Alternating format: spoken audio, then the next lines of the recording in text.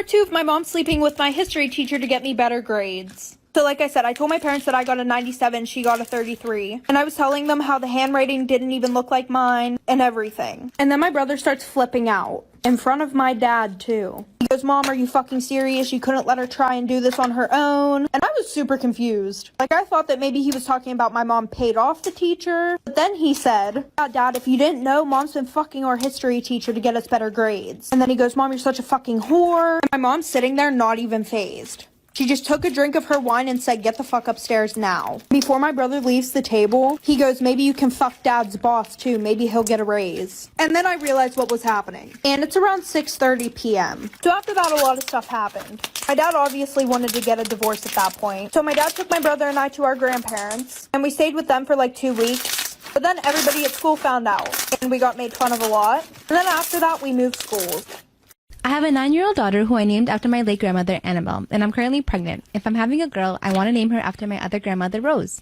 My sister got pregnant about 5 months before me and says she wants to name her baby Rose. I said our kids can share the name, but she says I already have Annabelle and could have named her Annabelle Rose, but passed up on the chance. So now I can't have Rose. I told her I'll look for something else, but reserve the right to use Rose if I want to. Then I fell in love with the name Rosalie. It honors my late grandmother, my boyfriend loves it, and it won't piss off my sister. A couple of weeks later, my sister gives birth and announces her daughter's name is Rosalie. I am beyond upset because now she's trying to snatch both names from me. My mom calls me to say she knew my sister was planning to do this and hopes I'm not upset because this means I can take the original name I wanted, which was Rose. But I told my mom I'm sticking with Rosalie. She said it's impractical because both Rosalies will have the same surname. My sister is a single mom and my boyfriend will be taking my last name. My sister then calls me to say I'm an inconsiderate prick and that I'm being petty. She can name her kid whatever she wants and I can't monopolize the name. I said true, so by that same logic, I can use Rosalie. She almost lost her eye because of me. Story time. So in college, I used to have the worst roommate because she would always take my stuff without my permission and then not return it. And I would always tell her like, "Hey, I don't care if you use my stuff, but at least ask me so I know, you know?" She didn't care though. She continued to use my stuff anyway. Now, one of the things she constantly took from me were my eye drops. Which was super annoying because in college my eyes were constantly dry from like staying up late and doing homework and things like that. So I told her like, "When you use my eye drops, please put them back because I need them." But of course she did not listen to me and continued to take them without putting them back. So I did what anybody would do. I dumped out all my eye drops and replaced it with super glue. But I did tell her like, "Hey, this is not eye drops, this is super glue, so don't use it." And she didn't believe me and used it anyway. But don't worry, she didn't lose her eye. It was just shut for a couple days. So a lot of people argue that you should never look through your man's phone. But like, what if you just have that gut feeling that something's going on? And even worse, what if you do open his Snapchat and see a naked girl? So I downloaded this app called Wink and made a friend that we can call Shane. And even though Shane and I got really close over the phone, he lived in another state, so we never really got to meet. But one night he was coming home drunk from a hotel with his cousin, and I was coming home from a college party, and I said his cousin, who we can call PJ, was hot AF. And so Shane was like, "Oh my God, let me give you this man's snap." And a few months later, PJ and I were talking. And he agreed to drive the 4 hours to come to my state just to see me. I was busy cleaning my apartment that day preparing for him to come and told him just to walk in when he gets here. So when this man came in, I kid you not, he walked in with a bouquet of flowers. And they were a dozen yellow roses, which he knew were my favorite. And after he left on Sunday, he asked if he could see me the next week, and I happily said yes. And before long, PJ and I started dating, but this happiness was soon to end.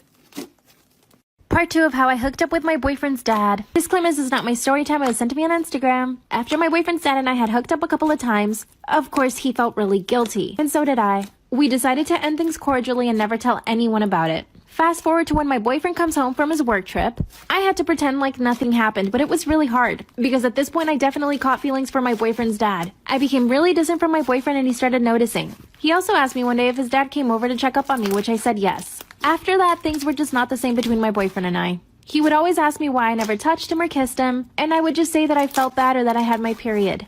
A month later, my boyfriend goes on another work trip. My boyfriend even invited me to come on the work trip, but I said no. Instead, as soon as he left, I called his dad and told him to come over. I told him I just wanted to talk, but really, you know. His dad came over, we talked for about an hour, and then it happened again. It's like we just couldn't help ourselves. That's when he told me that he was catching feelings for me and that maybe even wanted to get a divorce. Part 3 of how I hooked up with my boyfriend's dad. Disclaimer, this is not my story time. I was sent to me on Instagram. My boyfriend's dad tells me that he wants to get a divorce from his wife because he's catching feelings for me. He even suggested that we could move away to another town. And yes, at this point, I had totally fallen for him too. But at the same time, I still had a relationship with his son.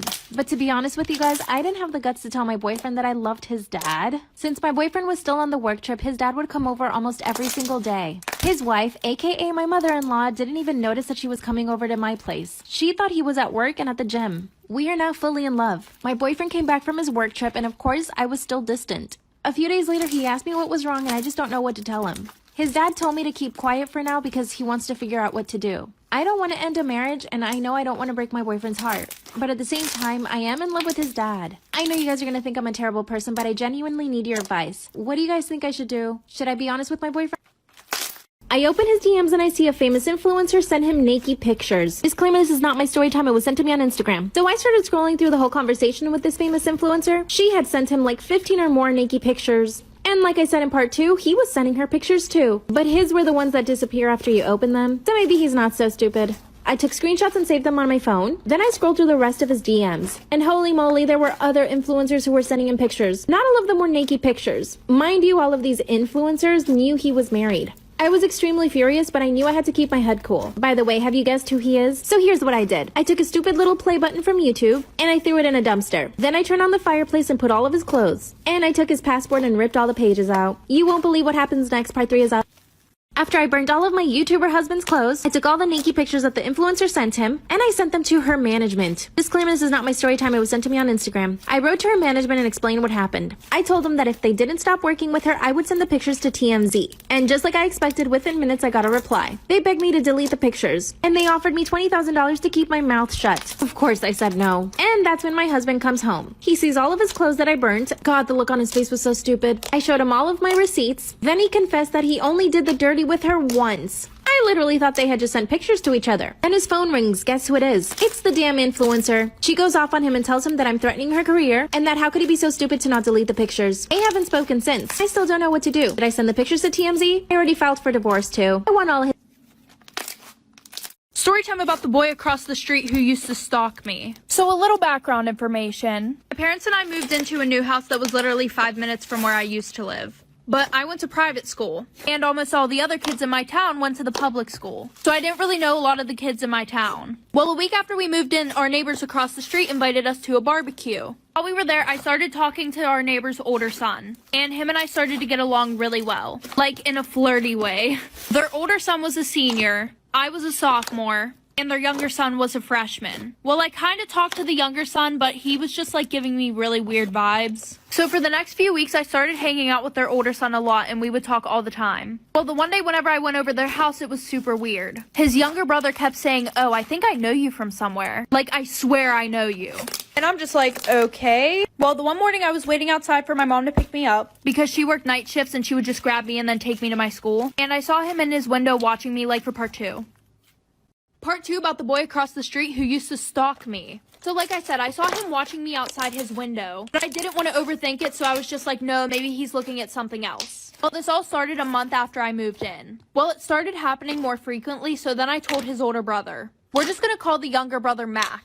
So he talked to Mac and then everything was fine for a week. Just a little information real quick. For the public school, the bus would arrive at 7:40. My private school started at 7 o'clock. So my mom would come and get me at 6:15 because my school was kind of far away. So like I said, it was a week later. Every morning that I would go outside to wait for my mom, Mac would be standing on his porch watching me. Oh, but it gets worse. So one night I was in my bedroom, right? And this is like some scary movie shit. I kept seeing something run past my window. My bedroom was on the first floor. So I told my dad about it and he put cameras outside. Well, Mac's older brother told me that Mac was always interested in my life. So me being a smart-ass bitch, I told his older brother that our cameras didn't work like for part 3. When my parents decided to get a divorce, I chose to stay with my dad. He was more financially stable, and he also promised to take care of me in the future and help me go through college as long as I graduated. When my grandmother from my mother's side passed away, I received a $30,000 inheritance. And recently, my grandfather from my father's side passed away and left me with $50,000 as well. I was also working part-time jobs, and with all of that, I was able to save enough to comfortably put me through my 4 years of school. One day, my mom surprised my stepsister and bought her a brand new car. I was kind of shocked because it was way out of their budget because I knew they were struggling financially. When I looked at my bank account, I saw that a majority of my money was missing. I have my mom on all of my accounts because she wanted to monitor to make sure I don't spend too much money. I never would have thought